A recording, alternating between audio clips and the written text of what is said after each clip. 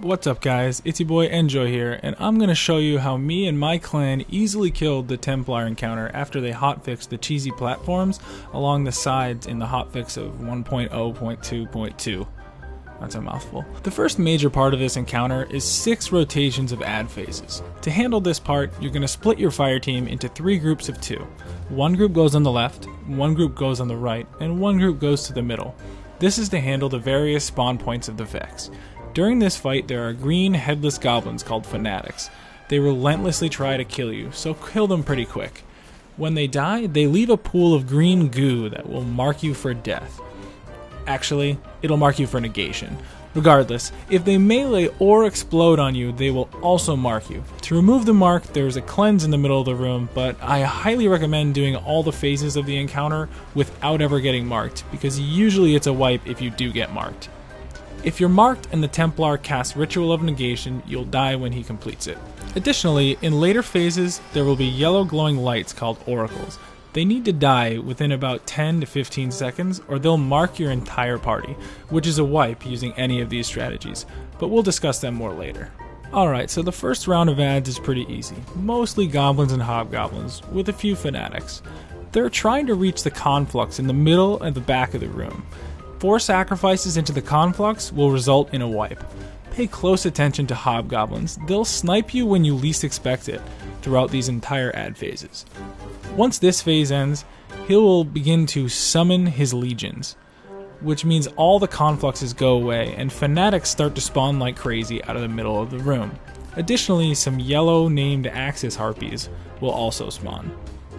There's 2 strategies that you can use here. The first is just to kill everything, which is pretty effective if you've got the DPS and you probably need some 30s if you want to do it easily. If you don't want to deal with that, there are a few safe spots that you can just wait out this phase, and when it ends, they'll despawn.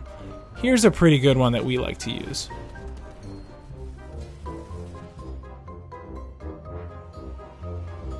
The next phase is just like the beginning, except the Confluxes are on the left and right side now. More ads will also begin to spawn, and some Minotaurs start to spawn too. Ended up crossing over to the right side because the right side tends to be harder than the left, and one of the guys on the right ended up dying. We actually end up 5-manning the rest of this encounter with level 29, so don't get discouraged when you've already started and you're pretty far in. If someone goes down, fight hard. You could probably pull it off. After a few minutes, the enemies will despawn and the legions will be summoned again. The same strategy from the last legion phase can be used here.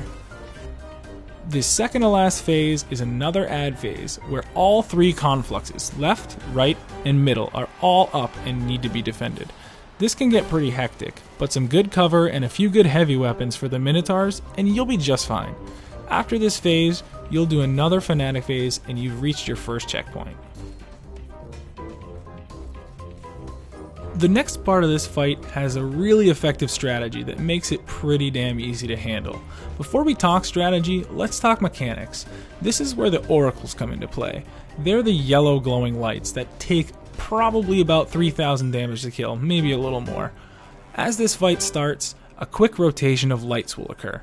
This shows you the 7 points of the oracles. Whenever an oracle spawns, it will also make a chiming sound. You'll hear the sound as it shows you the 7 spawns, and the same sound will correlate as each oracle spawns. They are your focus from now on. This phase is just 7 rotations of oracle spawns until it's over and you start the Templar fight itself. The only other major mechanic is that there are tons of hobgoblins that spawn on the platforms along the outside.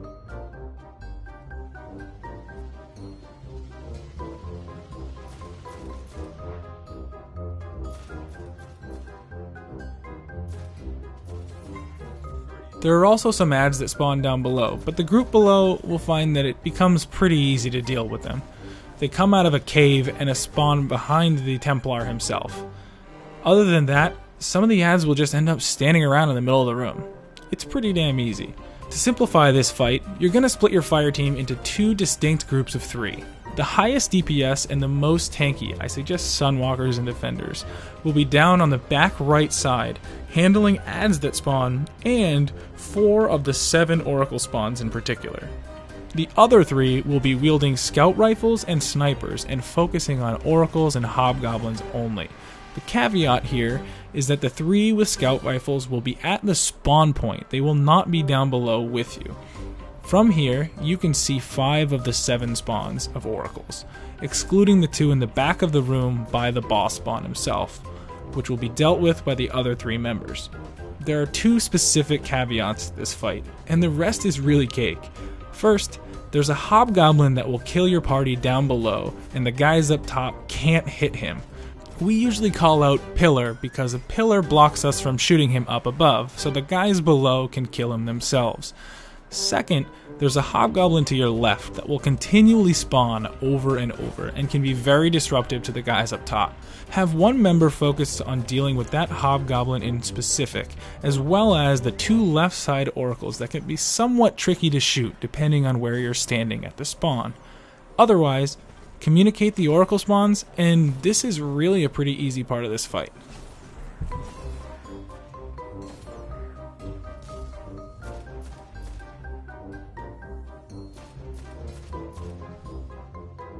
The final phase of this fight is the Templar himself. The only mechanic that remains from previous phases is the oracles, except there won't be the one in the middle since the Templar himself can spawn there. Now, let's talk about the relic shield. When a player picks up the relic from the middle of the room, the encounter will start. The relic wielder gains 5 new abilities, one of which you'll never use here, the cleanse on your grenade button. Otherwise, your melee becomes a melee just like a blade dancer's. Your trigger becomes a charging shield bash that will one-shot harpies, oracles, and detainment shields. And when you jump and hit trigger, you will do a Titan super, which also one-shots harpies, but likes to miss oracles and detainment shields, which we'll discuss in a minute. The final ability you gain is a new super. Your super will shoot a giant blast of energy in a straight line that will remove the boss's shield that provides him immunity. When you remove the shield from the boss, he will begin trying to teleport. You can stop this by standing in the location that he's about to teleport to, but we don't do that, so let's ignore that mechanic for now, because that's also going to spawn minotaurs, and on hard mode, with a group of 29s like we had, I really don't recommend it. The last caveat to breaking his shield is that 3 party members will be detained. Basically, a shield will spawn that you must shoot through before you're able to move again. If you fall through it, or don't kill it in time, it will instantly kill you. The relic wielder can get out of his detainment by using his shield bash or trigger ability. Some claim that you can also use the Titan super, the jump shield bash, or jump trigger, but I find that misses a lot, so a regular shield bash should suffice. Alright, now that you know the mechanics of the fight, here's the strategy that we use to defeat him with extreme ease. Everybody but the relic wielder will stay above at the spawn point. 3 of you will stay in the middle where you spawn. I suggest Sunsingers because they are in the most vulnerable spot. The other 2 will each get a side up above where you spawn, as you can see here. These 2 players are essential and should have your highest damage snipers and scout rifles, because certain oracles on the left and right sides can be very hard to hit from the spawn point, so that will be their responsibility. Sometimes the location of the boss will prevent the players in the middle from being able to shoot the oracles. That's why these left and right players are so important. The 6th player will be the relic holder, and they have the most fun job of all, killing shit tons of harpies. On kill, your super charges faster, so they'll be wrecking through gobs of harpies as they spawn, but most importantly, they'll be killing the 2 oracles that spawn in the back of the room by the boss spawn, because the guys up top can't reach them. Every time the super is up, lay into the boss and open up on him. The boss will spawn in 5 different locations, teleporting after each shield goes down. You can hit him safely from above in all of his locations, so when the oracles are down, just wait to unload and off you go.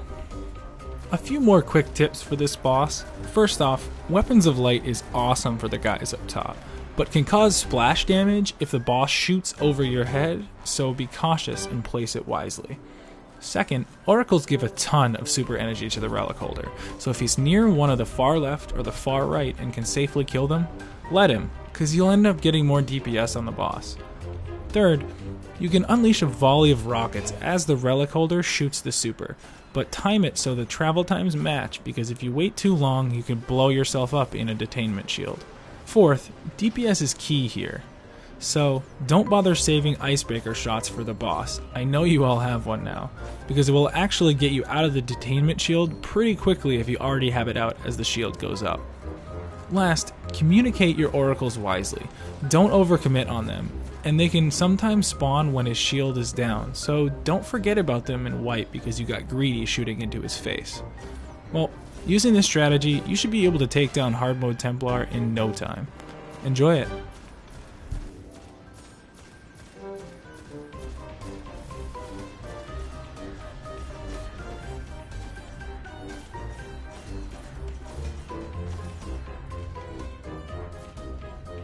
I hope this guide helped you guys out, and if it did, help me out by hitting those like and subscribe buttons.